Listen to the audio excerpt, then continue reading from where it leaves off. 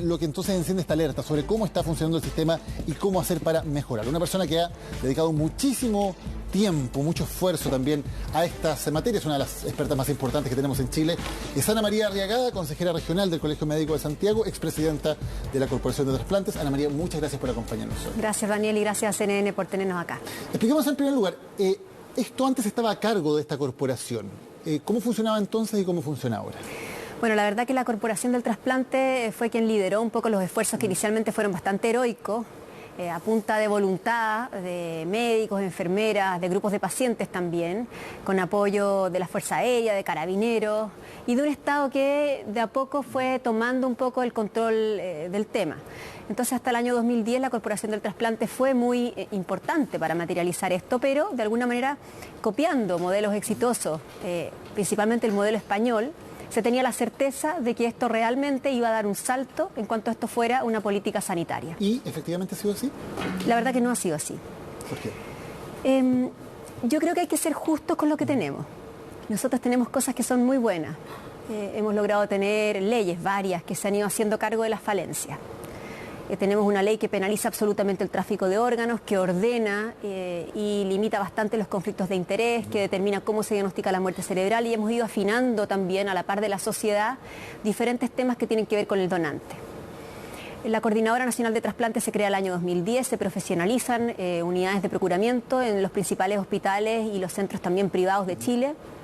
Se establece una forma de comunicación a través de una página web y de una red informática que funciona bien. Se establecen sistemas de turnos de enfermeros en Santiago que son quienes lideran este tema.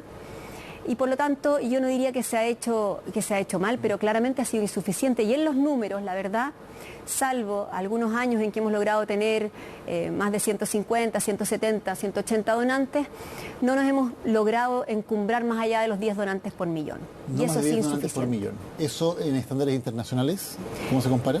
Uruguay tiene 18 donantes por millón, Argentina ha llegado a tener 20, 15, Europa tiene 20 donantes por millón, y el país al que nosotros hemos copiado, a nuestro juicio, malamente, España ha llegado a tener 40 donantes por millón. Sí, vamos a volver a España precisamente, porque lo puso como ejemplo el ministro Mañalich. Antes de eso, ¿cuál es el principal problema? ¿Dónde falla el sistema para que estemos solamente en esa cifra de 10 y no podamos llegar a tasas de 18 o de 20 por millón? A ver, acá hay dos áreas y es interesante como tú presentaste la noticia, porque claramente hay un área que tiene que ver con el cambio cultural, con la educación y con lo que es la negativa de la familia. Eso es algo que en Chile no va a ocurrir mientras no trabajemos más allá de salud con el Ministerio de Educación, trabajemos con el Ministerio de Cultura, se empieza a educar a los niños de este país, a los profesores, de manera que la donación de órganos se desmitifique y empecemos a acercar este tema a la población de una manera distinta. Pero para entenderlo, Ana María, porque por más que uno deje su voluntad en vida y por defecto somos todos donantes, algo que digamos lo contrario, sí, finalmente eso que se materializa o no sigue dependiendo de la familia, aunque esté eso por escrito. Lo que pasa es que, lo que pasa es que nosotros tenemos, claro, una ley de donante presunto. La entrevista familiar se hace siempre y se hace en los países incluso más exitosos. O sea, en España se hace una entrevista familiar. Y la negativa familiar en muchos países más exitosos que nosotros es igual a la nuestra, es del 50%. Lo que pasa es que esos países han mejorado la otra pata. Y la otra pata es la que falla, en este caso, de Joaquín, y que es la pata sanitaria. Entonces, la verdad que los esfuerzos acá tienen que ir en los dos lados.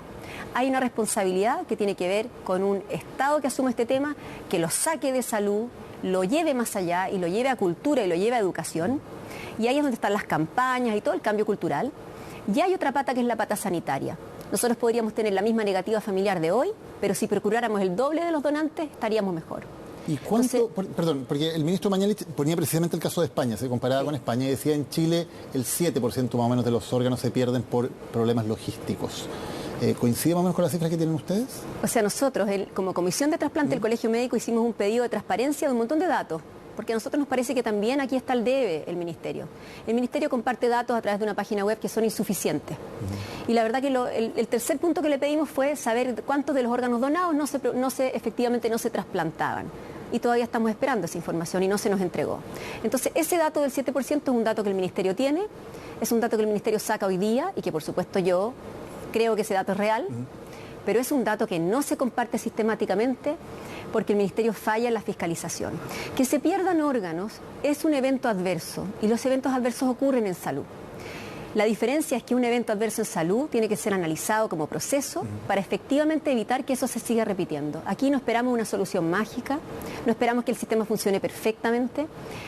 Probablemente lo que explica lo que pasa en Temuco con Joaquín y con su familia, que ha provocado tanto dolor, es un tema más bien de un proceso en el que probablemente fallaron varias cosas.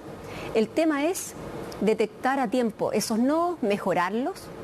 Y por supuesto esa información compartirla con los centros donde están los diferentes personajes o personas implicadas para poder evitar que eso pase de nuevo. Y desde tu experiencia, Ana María, ¿cuál es el punto crítico acá? ¿En qué estamos fallando? Son varios. Yo pienso que la coordinadora nacional tiene que tener más poder de fiscalizar, tiene que tener más poder de exigir resultados. No puede ser que los hospitales públicos tengan compromisos de gestión por los cuales tienen que dar cuenta y sin embargo las instituciones privadas no estén comprometidas con la donación en forma igual de clara. Aquí la superintendencia a lo mejor tiene que hacerse parte. ¿No hay obligación de las instituciones privadas? No hay obligación de las instituciones privadas. Y esto no es parte de la acreditación de una institución privada y debiera serlo. O sea que depende de su buena voluntad. Exactamente. Tiene que haber un compromiso con la transparencia, tiene que haber un compromiso con los datos. Tenemos que ir cerrando poco a poco la brecha de camas críticas, también de especialistas. Un donante es un paciente de los más complejos que un hospital puede manejar y por lo tanto aquí se requiere neurólogos o neurocirujanos disponibles, se requieren imágenes, ecodoppler. Se requiere, por supuesto, que frente a la activación del procuramiento los equipos puedan trasladarse y habrá que tener aviones civiles como los que había, pero habrá que tener un plan B temprano y pronto que active Fuerzas Armadas, que yo sé que están disponibles para ayudar. Pero aquí da la impresión de lo que ocurrió, ¿no? En la línea de tiempo, que fueron procesos que se hicieron demasiado lento, porque finalmente se llega a la Fuerza Aérea, pero la explicación que se da es que cuando la Fuerza Aérea recibe el pedido y dice, sí, tenemos un avión disponible, ya era demasiado tarde, había pasado demasiado tiempo en los otros procedimientos. A ver, siempre el tema de la mantención de un donante y su procuramiento exitoso es contra el tiempo. Hay que pensar que el donante está en condición de muerte cerebral y por lo tanto la muerte tiende a completarse. Además del buen estado de esos órganos depende, por supuesto, el éxito de los trasplantes y de pronto delante del equipo médico se van perdiendo los órganos con el tiempo. Entonces siempre estamos contra el tiempo. Nos han preguntado mucho en estos días, bueno, el protocolo, ¿cuánto tiempo? Y la verdad que es tan variable como es cada persona. O sea, nosotros en salud tenemos protocolos, por supuesto, pero tenemos muchas salidas de protocolo y que dependen de las condiciones únicas, especiales, del contexto y de la situación del paciente y de los órganos que tú vas a extraer. Hay que pensar que los órganos también tienen un diferente tiempo y una diferente ventana para poder aprovecharlo. Esto es tan complejo que hay donantes multiorgánicos que requieren un avión que vaya con el equipo a extraer el corazón y un segundo avión que espere en la losa de ese aeropuerto para traerse el resto de los órganos, porque ese corazón tiene que viajar antes que los otros. Entonces, la verdad, esto es un tema bien difícil de coordinar. Y cuando vemos eso, un ejemplo como el que tú pones, que me parece un ejemplo bien interesante por lo dramático, por lo difícil, ¿qué es lo que falta para cumplir casos como ese? ¿Falta una mejor coordinación del sistema o sencillamente no hay plata para un proceso que es demasiado caro? Por ejemplo, cuando hay que trasladar órganos desde regiones en momentos en que no hay vuelos disponibles. Son las dos cosas. Aquí, la verdad, no hay posibilidad de gestionar sin involucrar más recursos. O sea, la verdad, Chile tiene, de pronto, medicina con resultados del primer mundo y todos sabemos que el gasto, el porcentaje del PIB que se gasta en salud es insuficiente. Y eso se nota en estos casos. Es la complejidad hospitalaria o la complejidad sanitaria la que nos pone todavía así cara a cara con nuestro sistema que tiene insuficientes recursos. Entonces, claro que hay gestión, pero también hay que poner recursos. Ahora, es importante notar que la verdad que aquí todo resulta costo efectivo. Si nos vamos en términos como económicos, sacar a una persona de la diálisis y trasplantarle sus riñones, y yo quiero reconocer que en este caso 2 pacientes, si todo anda bien, van a salir de diálisis, es absolutamente costo efectivo por donde lo mires.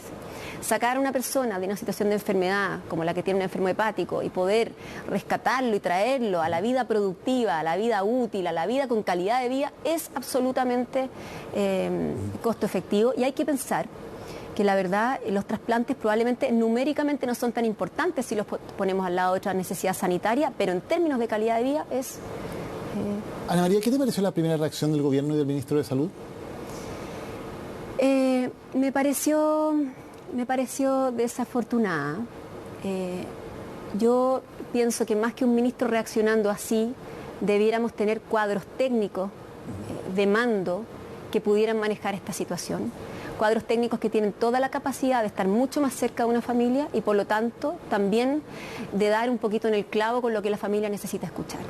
La familia de Joaquín necesitaba escuchar y las familias en el futuro que pasen por lo mismo, que se está haciendo lo máximo posible por, en el fondo, hacerle honor a ese donante. Necesitaban escuchar eso de una manera probablemente más compasiva, más empática. Necesitaban una explicación que los dejara tranquilos. Y claramente en esa explicación muchas veces no está un ministro. Y por lo tanto, lo que nosotros le pedimos hoy día al ministro, y me agrada mucho que el ministro del Interior también se haya hecho cargo, es que justamente hacia abajo lo que ellos dicen se traduzca en una verdadera política que realmente ponga a la donación y al trasplante como una política sanitaria en serio. Ana María Arriagada, muchísimas gracias por habernos acompañado hoy. Muy buenas noches. Gracias a usted, buenas noches. ¿Cómo es esa espera por un trasplante? ¿Cómo es entregar la noticia también de que hay un órgano disponible? María Luisa Carrión conversó